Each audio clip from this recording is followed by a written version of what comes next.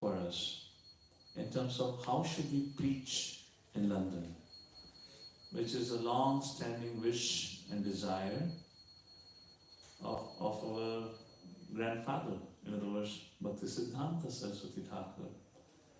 At that point of time, Prabhupada quoted a story, an incident, as an answer, and that was of Charlie Chaplin. And Prabhupada said how, in his youth, he saw a video footage of Charlie Chaplin. I believe he was from France. He was a French actor, a great comedian. And it was a prom night. Charlie Chaplin goes to the event with his girlfriend, and there were some naughty boys.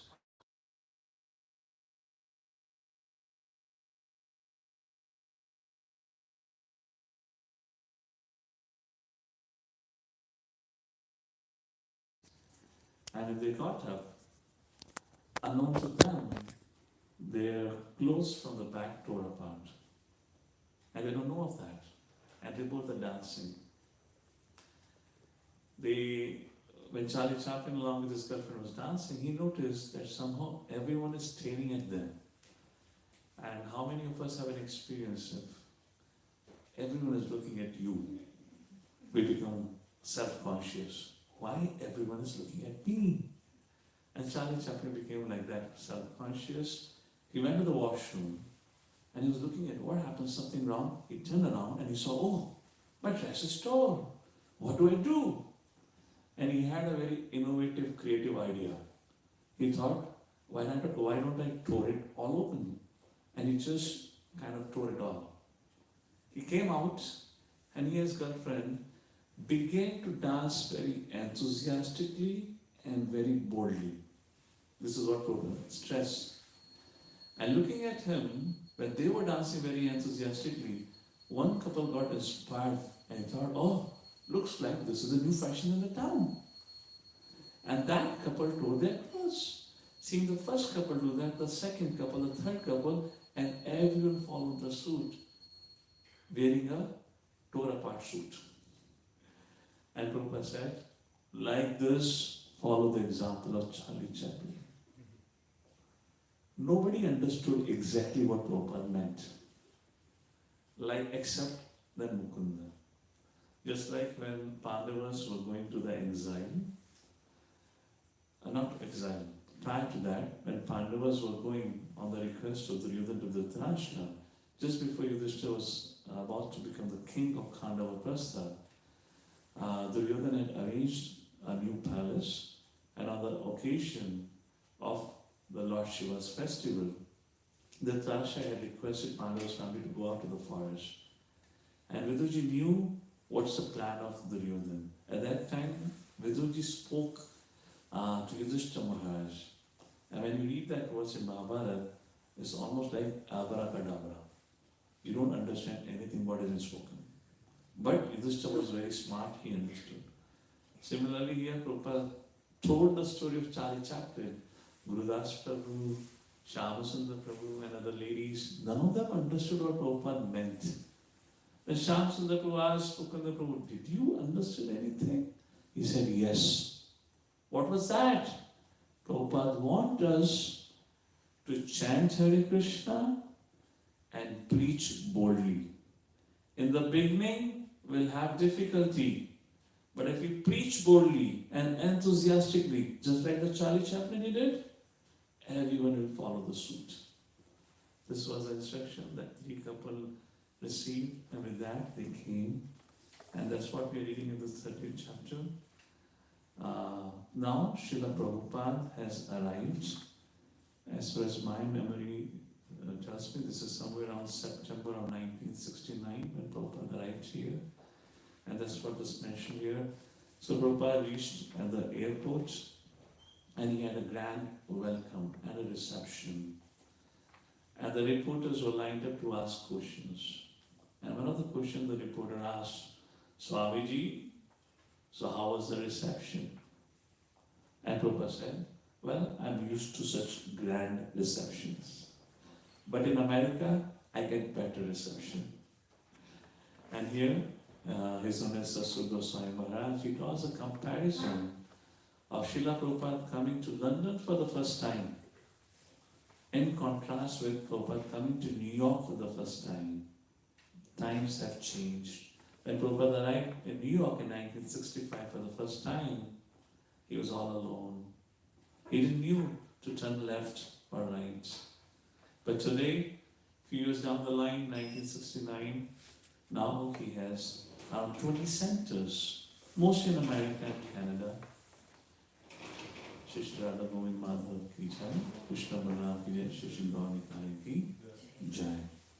And now Prabhupada had disciples, and those disciples have assembled to receive Srila Prabhupada. And reporters asked several questions. One of the question was, why have you come to London? That's a challenging question. And Prabhupada is no less. To remind you of what you have forgotten. You all have become atheists. Or some of you say God is dead. Or some of you say God is energy. I have come to teach you who God is. The reporter became silent, didn't have much to say. Anyways, that's the whole story goes on. And then Prabhupada is escorted to the limousine of John Lennon. Devotees were so excited that they escorted Srila Prabhupada to the limousine, but they forgot to sit inside the car themselves. And as soon as Prabhupada sat in the car, the driver drove off, not knowing what to do. And then devotees realized, oh, Prabhupada's car left. And they somehow chased after Prabhupada to reach to the palace or the state of John Lennon at London. Prabhupada reached there, then George Harrison, John Lennon, along with his wife Yoko, if I'm correct, they came to meet Srila Prabhupada. They were the part of the Beatles gang, one of the most famous music men of that time. And Prabhupada tried emphasizing to George Harrison and John Lennon about the importance of Krishna consciousness, the importance of spiritual life. Tried encouraging them to take to Krishna consciousness, but somehow both of them at that point of time, they had their own conception. Back in 1967, they had visited India, Rishikesh. So they had got some Mayavad understanding of it, and they were latching onto it. Prabhupada tried nonetheless. There was good discussion. They parted away. And then Prabhupada met the devotees there. So Prabhupada is living in a John Lennon state. And how did they got that John Lennon state? Or why did John Lennon hosted them? It was on a condition. And the condition was the Prabhupada disciples who were there, they're going to help John Lennon fix his estate, do the plumbing and carpenter work. And in return, he allowed or created a facility for them to stay. When Prabhupada got to know that, Prabhupada wasn't happy at all. In fact, Prabhupada began to ask Sundar, Prabhu, where is the temple? How soon can we move into the temple? And around that point of time, actually Prabhupada came to London because the devotee sent a telegram to Prabhupada that we have hired a building. It was a 5-story building right next to British Museum by the name of Bury Palace, we call it. That's how we pronounce Bury Palace, which is now a dental clinic. Our dentists sit there. Any one of you have been there to Bury Palace? Okay, some of the answers. If you're going to British Library, just across the street, that place. It's a 5-story building that was rented, and that's how Prabhupada came there, thinking that we have a temple, but it wasn't ready. And every day Prabhupada was saying, where is the temple? How soon can we move? It is not good for our devotees, rather than engaging in Sankirtan, to be engaging in plumbing and this kind of services at John Lennon State. So that's a little background so far. And I will read further on the discussion which is mentioned here. Prabhupada said, the devotees should do everything they could do to prevent delays or obstacles to their establishing the temple and installing the deities of Radha and Krishna. He suggested they go daily into the city, work carefully and persistently with the officials and secure the authorization. Meanwhile, Sundar should continue his remodeling work at Bury Place. For Prabhupada, such diplomatic and legal strategy was as spiritual as translating Krishna or singing before his deities. He was serious, heavy, and his disciples sensed this as he looked at them with full concentration. His intelligent gaze penetrating to see if they understood his directions. The savviness of the Guru was an essential part of their relationship with him. They were young men, inexperienced, and he was sending them on a mature assignment that required both transcendental and worldly expertise. Serving as Prabhupada's menial messengers and workers, his disciples imbibed his gravity, and they too became heavy. They too became dedicated servants of their Guru. To bungle an important order because of naivety or carelessness would be a spiritual disqualification. Prabhupada had often told them a Vaishnava is not a retired person who only sleeps and eats and chants Hare Krishna. Rather, a Vaishnava fights for Krishna, as did Arjuna and Hanuman. And as the devotee tries his best, working in full surrender, Krishna supports and protects him. Very, very interesting. When Prabhupada was young, as Abhicharan, one of his uncles had spoken to his father, Gauramohan De. Well, Gauramohan De, you should send your son to London to pursue higher studies. And Gauramohan De, the father of Abhicharan De, he said, no, never. London is a sinful place. I will never allow my son to go to London and mingle with meat eaters and sex addicts. His life and consciousness would be spoiled. 70 years later, Prabhupada today is sitting at London, but with altogether different purpose. Prabhupada had not arrived at London to receive education. Prabhupada had arrived at London to give spiritual education. And here at this point of time, Prabhupada is coaxing, encouraging his disciples. Where is the temple? Where are the deities? His Holiness Tamal Krishna Goswami Maharaj, in his memory of this particular incident, this is around September, and around November of 1969, Tamal Krishna Goswami Maharaj arrived at London. And the very first thing Prabhupada told him, so when are we opening the temple? And when are we installing the deities? Tamal Krishna Maharaj, Prabhupada, deities? And he says, we didn't know anything about the deities. The only little thing we knew about the deities were the Jagannath deities, or they had done Rath Yatra. We didn't know what Radha Krishna deities looked like and everything. He said, Prabhupada, deities? What are deities? Where do we find deities? Prabhupada said, that is your job. Find the deities. Where? In London. And Tamal Krishna Maharaj says, we were so stressed, we were so much in anxiety. And Prabhupada had decided the date for the temple opening. 14th December. He made Tamal Krishna Maharaj sit down and design an invitation letter. Radha Krishna deity installation at Bury Palace, 14th December 1969. And Tamal Krishna Maharaj says, while preparing that invitation, I am thinking, where are the deities? Where will you get the deities? This is not India, this is London, and they have no idea. And that Prabhupada made Tamal Krishna Maharaj sit and prepare the menu for a week-long festival that Prabhupada wanted to have in London on the occasion of installation ceremony.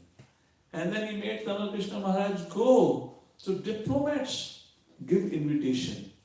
Deities are nowhere. And less than a month is there. Date has been announced, invitation cards have been distributed. Prabhupada in his own trance, yes, temple opening is happening. And devotees are running around stressed out.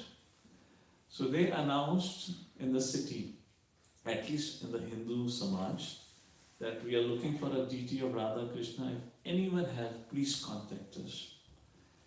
Around 10 days or 2 weeks ago, I don't remember the exact timeline, Mother Janaki, she received a call But one gentleman, I believe Mr. Goyal was he, and he said, well, we have a deity of Radha Krishna. Immediately Shyam Sundar Prabhu and Tamal Krishna Maharaj, I believe, they both went to his house. They saw the deity and they asked where the deity is. And he pointed to the deities, these are the deities. They have never seen Radha Krishna deity, they have no idea. And Radha Krishna deity was covered with a cloth and they have no clue. And Tamal Krishna Maharaj said, we just don't see anything, it looks like some covered thing. And that Mr. Goyal, if I'm correct, he took off the cloth and there was the most beautiful Shri Radha Krishna deity. And Tamal Krishna Maharaj says, they were so charming and so beautiful. In fact, he says later on, when Prabhupada himself did the installation ceremony, and Prabhupada said, these are the most beautiful deities. And later on, Prabhupada commented, Shri Radha and Krishna, or Radha Lamlinishwar, they both have a competition with each other. Sometimes Mother Radharani looks very beautiful, while other times Krishna looks very beautiful. And they both are competing with who looks more beautiful. And Tamal Krishna Maharaj, the moment he saw the deity, or the deities, he offered his obeisances. And they immediately called Srila Prabhupada. Srila Prabhupada was taking rest. It was around 2:30 or between 2 to 4. That was the rest time and that time Prabhupada. Prabhupada got the call. Prabhupada told Mukunda Prabhu, immediately take me to this gentleman's house. Then and there, immediately. The Shyam Sundar Prabhu and Tamal Krishna Maharaj in the house. Prabhupada arrived at the house and Prabhupada sat with Mr. Goyal. And Mr. Goyal is talking and Prabhupada is speaking. And then Prabhupada said, oh, you're married? Yes. Where is your wife? He brought his wife. So you have kids? Where are your kids? He got his kids. For next 45 minutes, Prabhupada is having a talk to Mr. Goyal about everything except deities. Tamal Krishna Maharaj says, and he speaks about it, I was thinking, what a waste of time. What is Prabhupada doing? Prabhupada was sleeping, he woke up, he ran here to see the deity, but 45 minutes have passed, Prabhupada had not even asked about deities. After 45 minutes, Mr. Goyal said, Swamiji, you came all this far, can you speak about the deities? Prabhupada said, oh, deities? Okay. Please tell me about the deities. Then he said, Swamiji, here are the deities. And he told them how the deities came to him from India and all that. And Prabhupada was like totally indifferent. And then he showed the deities. He took off the cloth. Prabhupada did not give any expression. And when Mr. Goyal saw that Prabhupada, disciples were so excited. Prabhupada was not giving any reaction. Then he began to coax and encourage Prabhupada. Prabhupada, these are the best deities. Prabhupada, these are the most beautiful deities. Like a sellerman selling his product. Prabhupada didn't say anything. Prabhupada heard. And he said, Prabhupada, you should have these deities. The moment he said, Prabhupada, you should have these deities, Prabhupada told Tamal Krishna Maharaj, Tamal Krishna, go check how heavy Radharani. Can you pick her up? Tamal Krishna Maharaj went, picked up Radharani. And he said, Prabhupada, not so heavy. And he said to Shyam Sundar, Shyam Sundar, can you go and pick Krishna and see how heavy? He picked up Krishna. He said, Prabhupada, it's not so heavy. Oh really? Okay, let's go. Mr. Goyal is shocked. He said, Swamiji, wait. Swamiji, wait, let us talk about the deities. Prabhupada said, let's walk. Prabhupada is walking. He's literally walking fast. And the disciples running behind. The deities are put in the van. Prabhupada sat in the van. And Goyal is confused. Oh, the deities have been kidnapped right in front of me. What is happening? Swamiji, please listen. Swamiji, we need to talk about the deities. Prabhupada, you said deities are nice. I'm taking the deities. Shyam Sundar, drive the van. And they drove the van. And Goyal could not understand only what happened. So Tamal Krishna Maharaj says, Mr. Goyal wanted to talk about the cost. He wanted to bargain. He wanted to sell. But Prabhupada was transcendental cheater.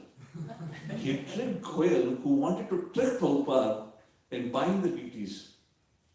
And Tamal Krishna Maharaj says, after driving the car 2 blocks away, when they were away from the property of Goyal, then Prabhupada said, stop the car.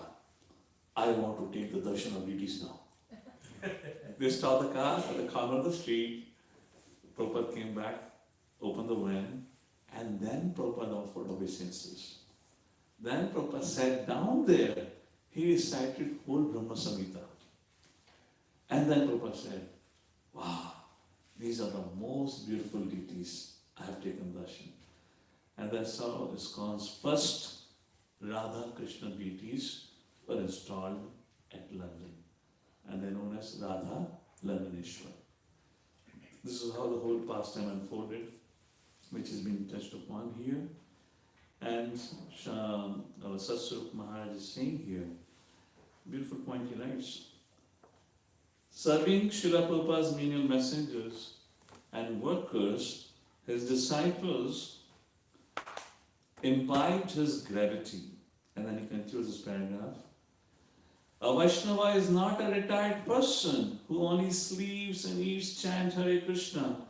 Rather, a Vaishnava fights for Krishna as did Arjuna and Hanuman.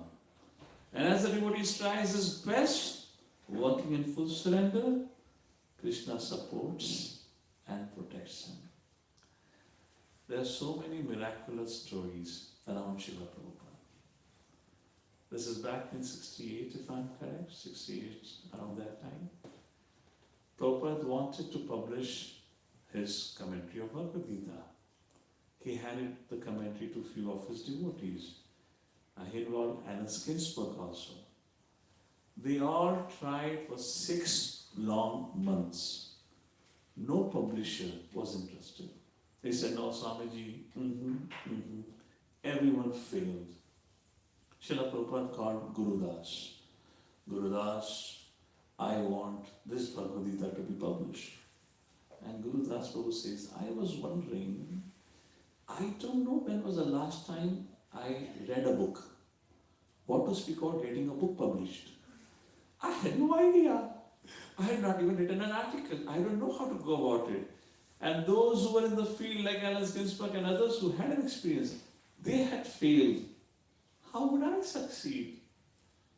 And I was trying, Guru Das Prabhu said, I was trying to tell Prabhupada, it ain't gonna work, it ain't gonna work. Prabhupada said, no, try. So that kind of time, Prabhupada had recorded a tape which was played on the radio station, and the devotees back in New York, they will get the orders for the tape. So, at the end of that, the tape and be played on the radio, the address was given from where you can get it. So once in a week, 2-3 orders will come for the tape of Hare Krishna chanted by Prabhupada. One day, Guru Das Prabhu received a mail order from, From Macmillan Company. The Macmillan Company, I believe even today, at least in those days, was the biggest publishing house in the world. The moment Guru Das Prabhu saw an order has come from Macmillan, somebody in Macmillan wants to get Prabhupada's Hare Krishna tape, he didn't know anything, he went running to Prabhupada. Prabhupada, we got an opportunity to speak with somebody in Macmillan. What should we do? Prabhupada said, don't mail the tape. You personally carry the tape to the person who ordered it. Then Guru Das Prabhu asked, then what should I do when I go there? When you go there, just tell him, you got a commentary on Bhagavad Gita from an Indian Swami and you want to print it. Guru Das Prabhu said, Prabhupada, should I carry some of your books? Should I give any of your introduction? Prabhupada said, no. Just tell them one thing. You got a commentary of Bhagavad Gita by an Indian Swami and you want to publish. And Guru Das Prabhu was thinking, well, they would ask, who is the author? What are the other works of author? And Prabhupada is not agreeing. Prabhupada said, just say this line. Okay, Guru Das Prabhu, I fully surrender to my Guru. With that idea, he went. He went to the Macmillan office. To his utter disappointment, the order was by an accountant. An accountant has got nothing to do with publication. And Guru Das Prabhu is sitting on the desk at the office of accountant, trying to tell him about Bhagavad Gita, Krishna. An accountant is listening and he's saying, what's next? What do I do? Guru Das Prabhu was done exhausting his selling pitch and he was like, oh, I failed. He was about to get up, suddenly the office door opens And there walked in the senior editor at the Macmillan office. The accountant said, "Oh, sir, let me introduce you to a senior editor." And Guru Das Guru saw a ray of hope. He immediately turned to the editor. No hello, no good morning, good afternoon. He just turned to the editor and he verbatim repeated Prabhupada's words. "I have got a commentary on Bhagavad Gita by Indian Swami and we want to publish it." Same line. And he kept quiet. What's next? And the senior editor said, "Really? Commentary on Bhagavad Gita by an Indian Swami here in New York? You have it and you want to publish it?" And Gurudas Guru, yes, everything. And he said, "Oh, we had been so much looking for it. We got all, in our religious section, we got all books. But the commentary on Bhagavad Gita was missing in English. We will publish it immediately." And Guru Das Guru speaks about it. He said, "Then I realized, if we just endeavor and strive to do what Prabhupada said, success will follow." And there's so many beautiful examples like this. Just like the Krishna book, the printing of it, I believe some 20,000 pounds were needed for it, something like that amount. And Prabhupada told to Shyam Sundar, "Ask your friend George Harrison." And Shyam Sundar was like, "I can't. George Harrison on my face have told me that people only make friendship with him because they want money. I'm trying to cultivate him. How do I ask?" And they're sitting for a dinner together at his palace or at his place, evening time, and Prabhupada had told him, "Don't come empty-handed. I want 20,000 pounds check when you come back today. Go and meet George Harrison and tell him Prabhupada said it." And I don't remember exactly this past time, the details of it can be here and there. And they had a dinner, and George Shyam Sundar was looking, how should I say? And then he said, "George, Srila Prabhupada want to print Krishna book." George understood. How much money would it take? And Shyam Sundar Prabhu said, 20,000 pounds, if I'm correct. Sorry for that. 20,000 pounds? And there was a pin drop silence. And suddenly there was a lightning strike on his palace. And it became pitch dark. And Shyam Sundar Prabhu says, George Harrison didn't say anything after listening to that amount. And in that darkness of the night, I wanted to disappear. Because I was so scared when the lights would come back. What would be the reaction of George Harrison? That wasn't a small amount back then. 20,000 pounds. The moment he said 20,000 pounds, the lightning struck and there was a pitch dark. After some moments or minutes, the light came back. Shyam Sundar Prabhu, with great courage, looked at George Harrison. And George, taking that as a higher intervention, divine intervention, he said, "Done." And he called his assistant, then and there he signed, and gave 20,000 pound check like that. Anyways, so there was a point Sasur Maharaj is mentioning here. A Vaishnava fights for Krishna as did Arjuna and Hanuman. And as the devotee tries his best, working in full surrender, Krishna supports and protects him.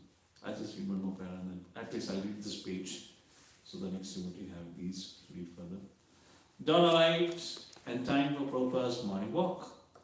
The cold September night showered the morning in heavy fog. Some of the low-lying grounds were waterlogged this time of year. And even in the higher plots, the long grass would remain wet until mid-morning. This climate, Prabhupada admitted, is not at all suitable for me, but having heard of the beauty of the grounds, he insisted on taking his usual morning walk. Bractonhurst dated back to the 1770s, when the estate had been renowned for its many varieties of trees and shrubs, one of the most unusual collections in England. Even now, weeping beech, Austin poplars, royal palms, redwoods, varieties of pines, monkey puzzle trees, and all kinds of trees of cherry, apple, grace the stately grounds. One tree stood more than 125 feet tall, and the redwoods grew even taller. Bushes and vines grew in dense thickets. Close by the main house were hundreds. Rhododendrons, I don't know how to pronounce this. A formal rose garden and several fountains. The estate had its own lake stocked with goldfish and perch. At the far end of the property stood a row of greenhouses for grapes and peaches. Designed so as to be a bloom in every season, the grounds had been carefully kept for generations.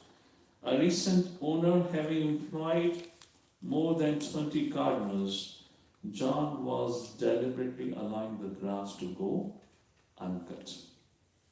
Hare Krishna. So here, nothing much, but Maharaj is explaining about the beauty of the gardens over there. So, once again, Prabhupada said devotees should do everything they could do to prevent delays. So, in other words, so Prabhupada was encouraging his disciples to open the temple, install the deities, and devotees are in extreme amount of stress. Shamsundar was also put on, Shamsundar Prabhu was also put on a very short notice to complete that 5-story building to make it livable for Prabhupada and devotees. Yet Prabhupada moved it despite, the building was not ready. Just like we were reading, Vidurji says, the great devotees travel regardless of considering their convenience or inconvenience. Anugraha ih chananti nunam bhutani bhavyani janardanasya. Just how they cause us mercy to share the grace and mercy of the Lord and to enlighten everyone in their Krishna consciousness. I'll conclude with this, one of my favorite pastimes, which was once mentioned in, we still have 6 minutes, maybe I can make some thoughts. Was mentioned in Back to Godhead magazine, and this is from Russia, USSR in those days, when practice of religion was not allowed, permitted. This is a story of Pakamochali Devidasi, if I'm correct. That was the name of her mother, sorry for that if I don't remember the name correctly. Long ago I read this. So she was put behind the prison. She was a very great, bold book distributor. She would not shy away regardless of what the Soviet did. So she was caught, put behind the prison. When she was put behind the prison, she started teaching every prisoner chant Hare Krishna. The prison in charge became very nervous and angry. And they tried everything with her. But whatever they did, she would not stop. Like we call it, unstoppable. Every day she would catch anyone and somebody, if not the prisoners, she'll catch the police. She'll catch the police. And she will teach them about Krishna consciousness. So finally they thought, we got to do something. She's not listening. We can't control her. Let's get somebody who can do a black magic on her. A witch was called in. Witch who can do a black magic. She was called in, along with her assistants. She came. Our Pak Mochni Mataji was put on a chair and she was tied to the chair. And here, this lady, the witch, began to cast her spells. So it was mentioned in the story, when she began to cast her spell, suddenly it was all became gloomy and dark in that room. It was like misty fog. And the people who were standing there, they could see a dark creature entering into her body. And when Pak Mochni saw this, or whatever the name of mother was, she loudly began to chant Hare Krishna Mahamantra. Hare Krishna, Krishna Krishna, Hare Hare, Hare Ram, Ram Ram, Hare Hare. Nothing happened. Then she chanted Panchatattva mantra, nothing happened. She chanted Nasima prayers, nothing happened. And suddenly she chanted a prayer, and immediately the witch stopped. She said, I'm going. The police in charge says, what happened? Why are you leaving? She said, no, I'm going. I cannot do anything here. The policeman asked, what happened? The witch said, don't you see? There is an old man standing behind this lady with a stick in his hand, and he's wiggling the stick. You go or I'll beat your black dark creature and you both. So what had happened, when everything failed, she chanted Namo Vishnu Padaya Krishna Prishtaya Bhutale Srimate Bhaktivedanta Swami Niti Namine Namaste Saraswati Devi Gauravani Pacharine Nirvishesh Shunyavadi Pashyata Desha Tarine. She chanted Srila Prabhupada's Pranam Mantra, and Prabhupada appeared. And Prabhupada chased the dark creature and the witch away. Like that the story comes. And like that there are many stories. I'll just maybe, this one thing is popping in my head, I'll pause with that. In New Vrindavan in those days, there used to be a great, on the Mother's Day, they used to celebrate festival inspiration. So many of Prabhupada's mothers, Prabhupada's disciples and daughters, there used to be a special program where mothers only will sit, Prabhupada disciples, only ladies, and they'll speak about their life. So I remember I used to love that festival. I was sitting in front listening to our mothers speaking about their interaction with Prabhupada. And one of the mothers was sharing her interaction with Prabhupada. She said, I was a college girl in Mexico, I believe Mexico. I was a college girl in Mexico, and I was living in a girls' hostel, and in the night when I was sleeping, I saw a dream.